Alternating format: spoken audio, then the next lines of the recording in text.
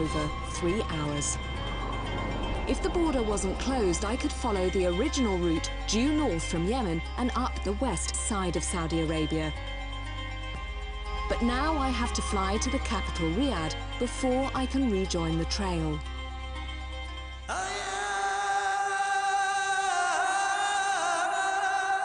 Saudi Arabia is a kingdom of contrasts and contradictions. Here, devout faith and extreme wealth have to find a way to coexist. The latest luxury cars cruise the streets, but women are forbidden from driving them. There seems nothing unusual about the airport until I realize there are no women to be seen anywhere. Women in Saudi Arabia are not allowed to go outside their houses alone. They must either be accompanied by another woman or an approved male member of their family. I too must have a male chaperone. Hello, are you Mr. Dawi? Yes, I'm Salaam alaikum. Salam. How are you? Very good. I had a very good flight. It was good. Thank you very much. Are we ready? Now, do I need to cover my head? Please. Okay. It's better to cover your head. Okay. I'm not very good at this yet. No. I need one of you. You see, the men's one's much easier to handle. You will learn. Okay, like that is okay? Yeah, it's fine. All right. I've no idea what the rules are, but Dawi doesn't seem concerned, despite my rather unusual luggage. This one is very heavy. Yes. And very smelly. Thank you. You're welcome. Now, presumably, I can't sit in the front seat. It's not allowed. You can, but not now. Right. That's fair enough. Since the beginning of Islam, Saudi Arabia has been largely closed off to the non-Muslim world.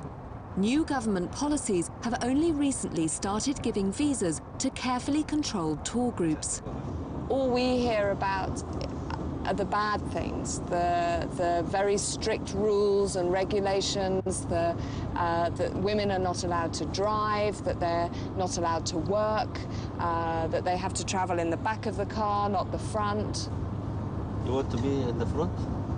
Well, I don't have to be, but it would be nice to have the choice. If you want, I will put you in front, but you will change the idea about Saudi life. You think? Yes.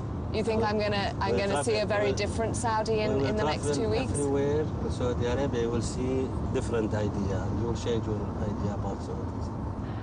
Do you think a lot of people don't come because, like me, they're worried that, particularly as a woman, all you're going to do is cause offence and you can't go anywhere, you have to be shut away? Is that true? No, that's wrong idea, because as soon as we go to the center, we will see a lot of ladies. Okay, can we do that now? Can we go to one now and have a look? Yes. Because I'm afraid I'm still doubting you at this point.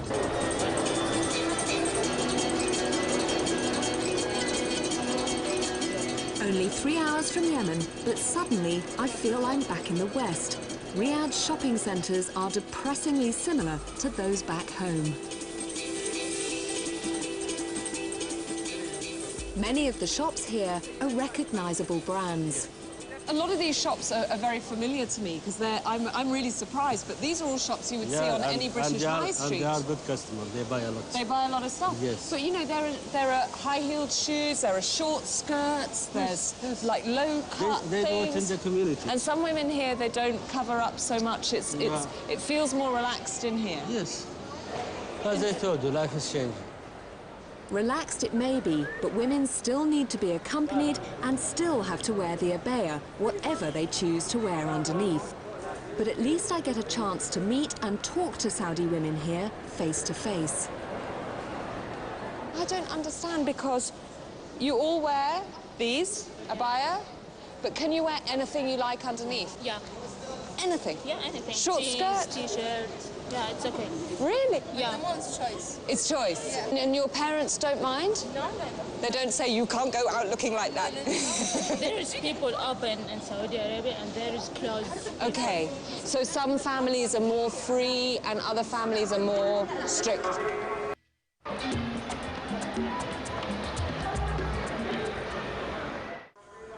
From the moment I arrived, I've been in no doubt that Islam defines life in Saudi Arabia. And the call to prayer makes this immediately obvious to outsiders. Unlike anywhere else I've been, every single shop closes for prayer 5 times a day. And I'm told this happens like clockwork every day of the year. It's just coming up to 10 to 5 and the call to prayer has sounded. And as you can see, all the shops in this little mall have suddenly closed down and the people are just melting away before my very eyes. Although this is a fast-changing society, and although I've been able to walk around without covering my head, conservative Islam has an inescapable hold here. Islamic religious law, known as Sharia law, is the law. Just a few blocks from the shopping area is Riyadh's religious centre, Safa Square. Safa in Arabic means sort of highly polished, gleaming white. And it's here in this square that perhaps that name takes on a very sort of symbolic status, because this is where Saudi Arabia tries to make its society, I don't know, more unblemished, highly polished, but they do their cleaning up in a particularly brutal way to us in the West. Because the punishment for crimes like murder, rape and drug smuggling is death. And the way they put people to death is to behead them.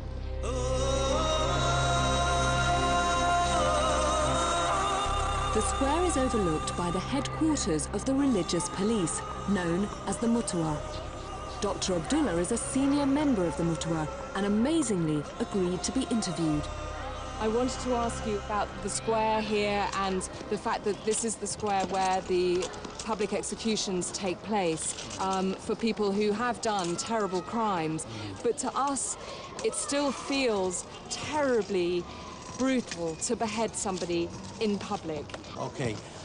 Yes, but if you look from the viewpoint of a spectator or from outsider, but if you are the family of the victim of the murder, I think you will understand it. When an execution takes place, can you sort of describe the scene? What happens? Well, the executing judge come here and reread the sentence, and then the person who execute the penalty will cut the head of the murderer. Do you prepare them in any way? Do they have a painkiller, or is it just you kneel down? Are their hands tied? Yes, I think they need some medication before to help them go through the execution of the judgment.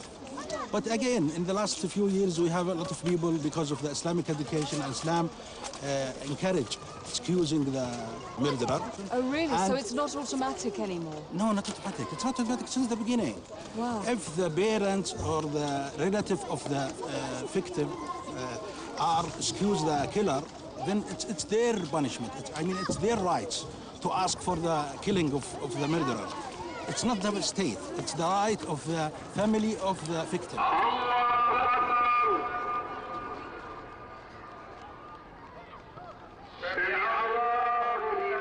So far, it's felt as if that call to prayer has been the only constant on my journey. But when the traders first walked through what's now Saudi territory, Islam didn't exist, and instead of religion, it was the frankincense route that linked the desert tribes of Arabia. Now the most enigmatic and powerful Arabian nation lies ahead of me.